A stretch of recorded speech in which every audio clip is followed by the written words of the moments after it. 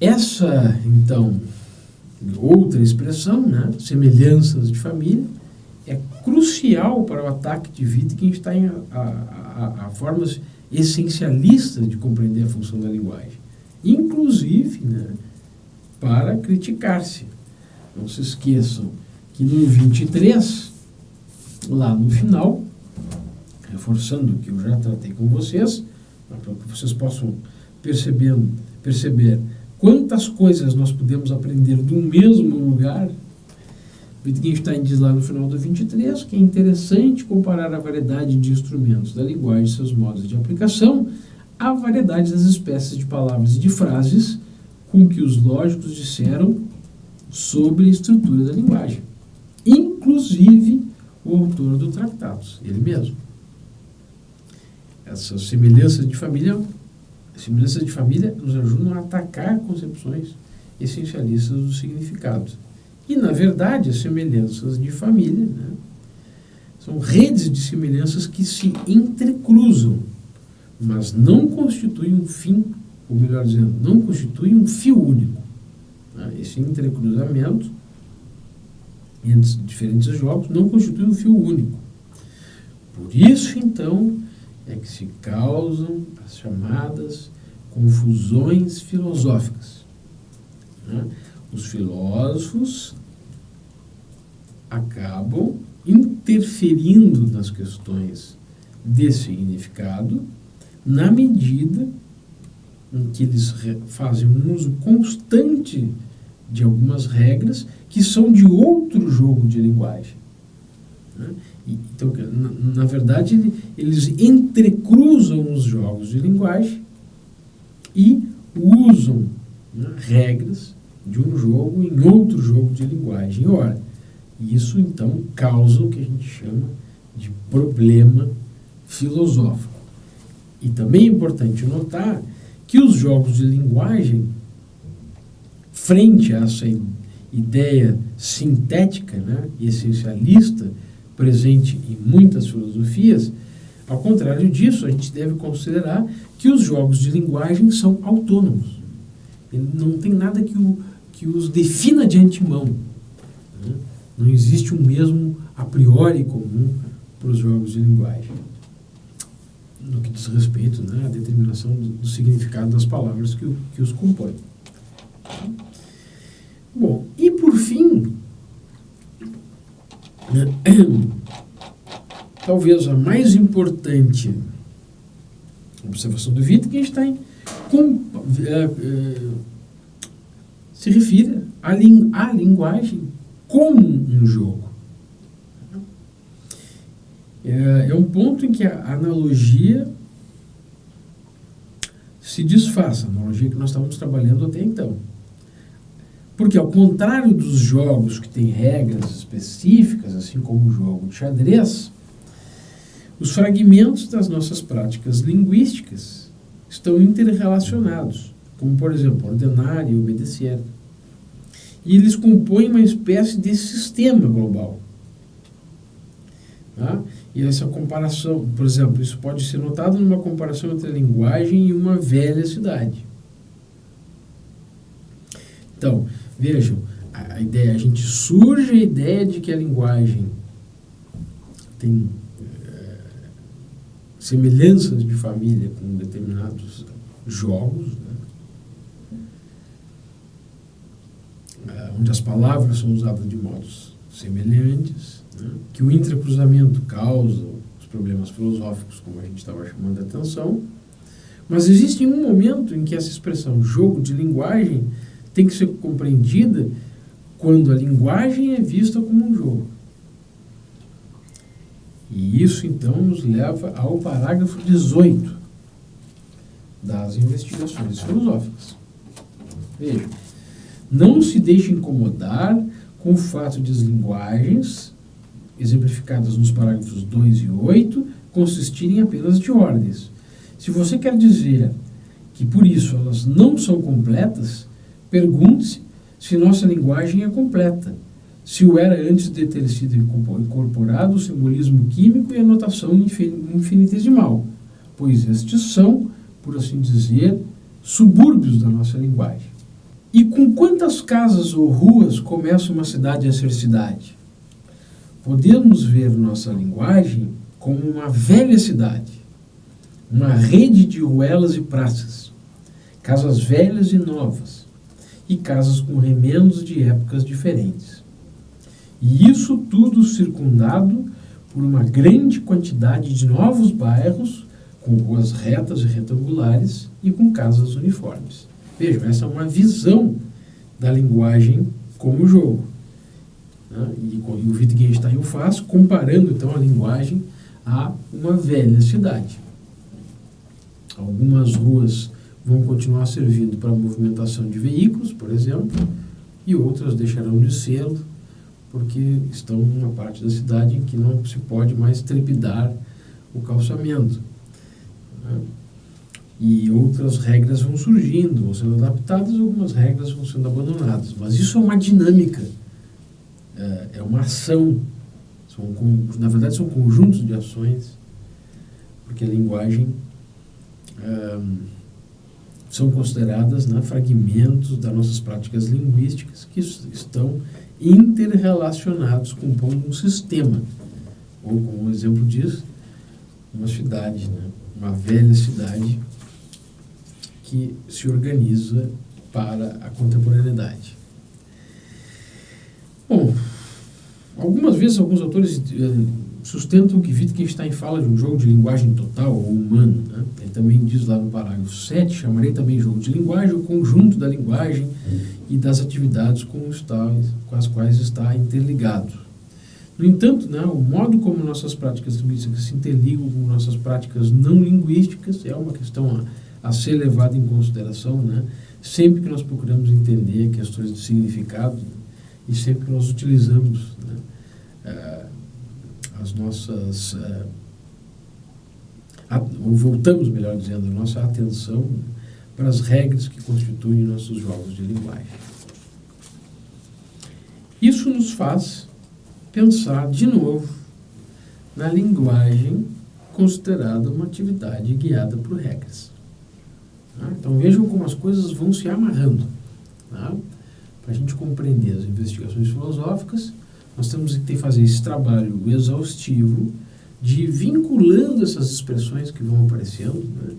Porque elas formam uma malha que nos permite compreender com essa mudança, né, que leva o Wittgenstein a pensar o significado como uma questão de uso. Então, nós estamos de novo, né, agora falando que a linguagem é uma atividade guiada por regras. As regras guiam o nosso comportamento e nos dão o significado das palavras. No entanto, assim como não há uma definição para jogos de linguagem, porque essa expressão deve ser compreendida por semelhança de família, também não há definição para regra, porque da mesma forma, regra é uma palavra que nós entendemos por semelhança de família. Então, de novo, né, nós não temos uma definição. Uma regra é considerada, 2 pontos, e aí vem a definição. Não temos isso. Temos como pensar na regra observando algumas de suas características. Por exemplo, as regras funcionam, de acordo com Bloch, como padrões de correção. O que significa isso?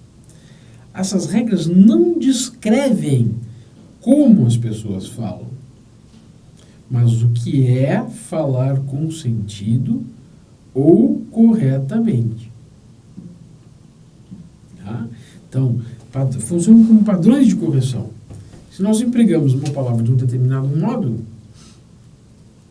e podemos gerar, imagine numa roda, né? Nós dizemos uma palavra de um determinado modo, e, na verdade, nós não estamos empregando a regra corretamente de uso para a qual aquela comunidade linguística está habituada. Então as pessoas vão achar muito estranho. O que ele está falando? Né? Por quê? Porque justamente há uma regra que funciona como um padrão de correção que vai permitir que uma comunidade linguística, sempre seria de comunidade, né, linguística, define o que é falar com sentido ou corretamente. Segunda característica é salientar que a regra é diferente da expressão da regra, a sua formulação. É claro que uma formulação de regra vai nos permitir conhecer, né, investigando essa formulação de regra, conhecer a regra. Mas a regra tem uma função normativa, isso é importante destacar, que é diferente da forma linguística utilizada para revelar essa função. Então, função normativa da regra é diferente da forma linguística que nós utilizamos para revelar essa função.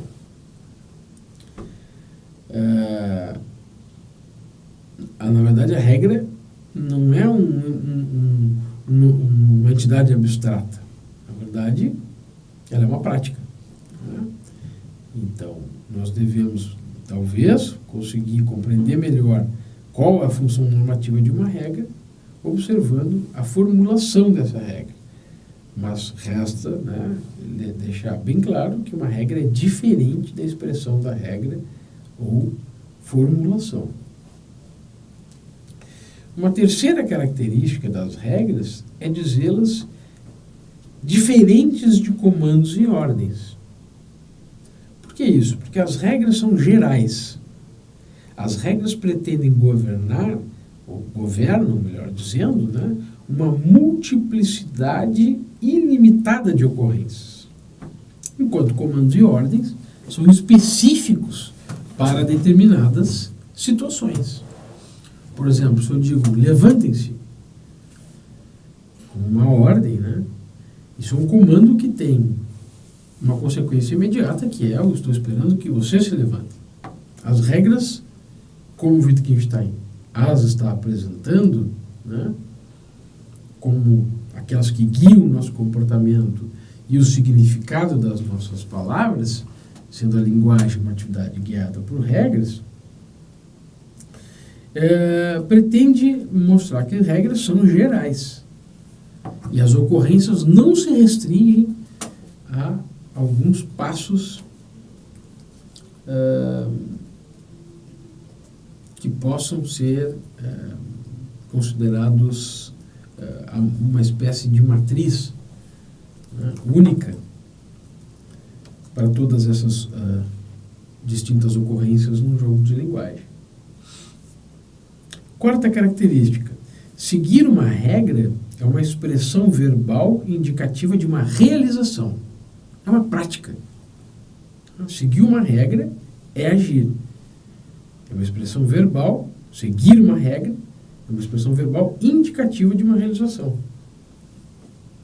Por exemplo, há uma diferença entre seguir a regra e acreditar que se está seguindo a regra. Seguir uma regra é uma ação, não é uma atividade mental. Não é que a gente pare nesse momento, agora eu vou agir de acordo com a regra. Ela se exprime numa ação. E aí nós olhamos para uma pessoa e dizemos: ora, ela está seguindo a regra. Ou não está seguindo a regra. É assim que nós dizemos.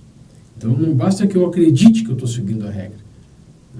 Até porque um jogo de linguagem pressupõe uma interação entre diferentes atores. É uma interação em uma determinada comunidade linguística. Então, eu não estou, ao falar que estou seguindo a regra, ou pensando seguindo a regra, sem, né, se eu estiver fazendo isso em solilóquio, sozinho, eu nunca vou saber se eu estou seguindo a regra. Porque eu preciso de uma espécie de assentimento. Se eu ajo, se eu sigo a regra, né,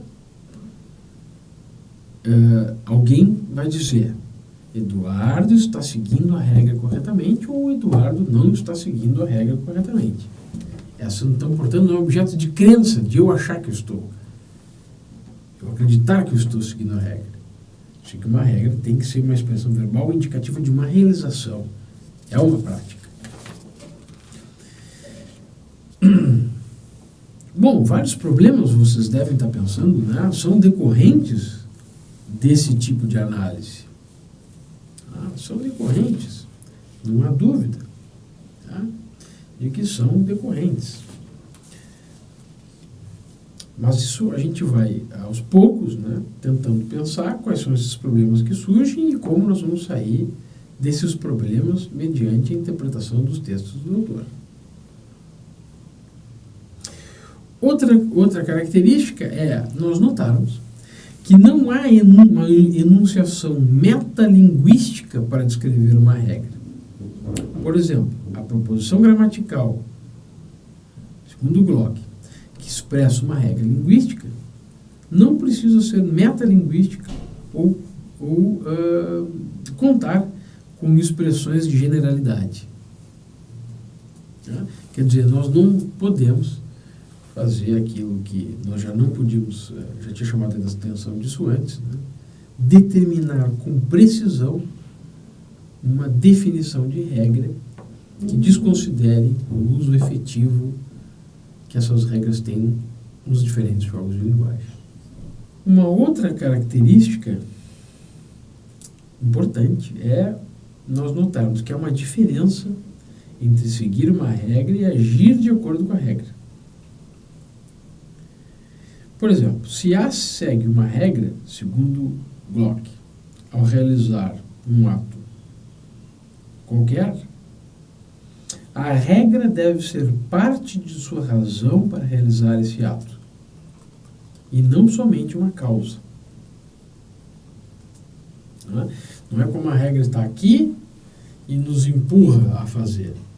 Não, se nós realizamos uma determinada ação, a regra deve ser parte da nossa razão para realizar a ação, e não simplesmente uma causa.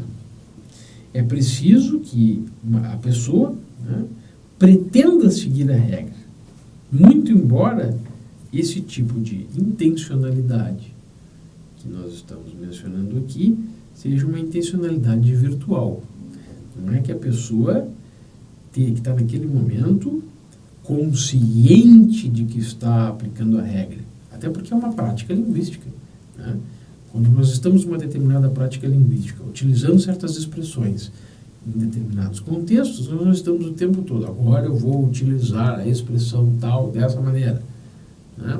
Ou agora eu vou realizar essa ação porque, né, as coisas funcionam, na maior parte das vezes, de uma forma automática, né?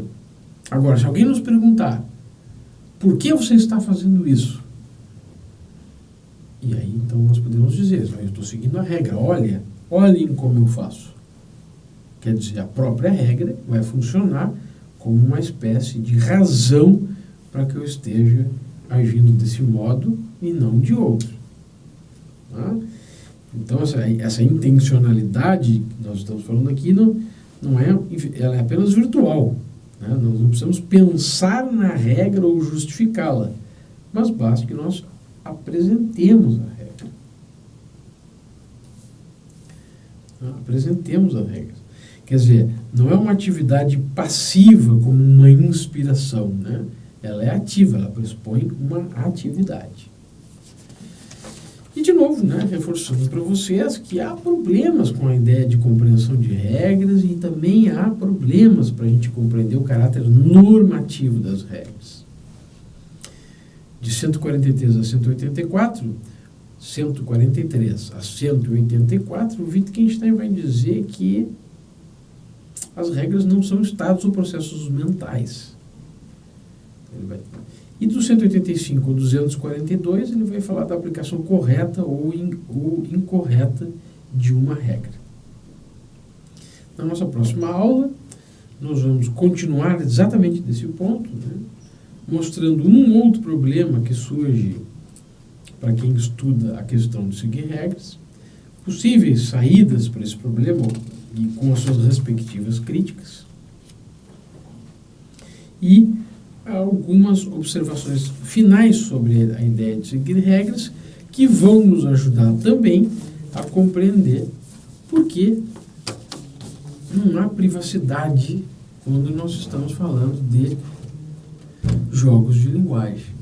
Nós vamos falar do argumento da linguagem privada, ou como muitos preferem falar, ou chamar, o argumento contra a linguagem privada. Quer dizer, nós vamos cotejar, né, essa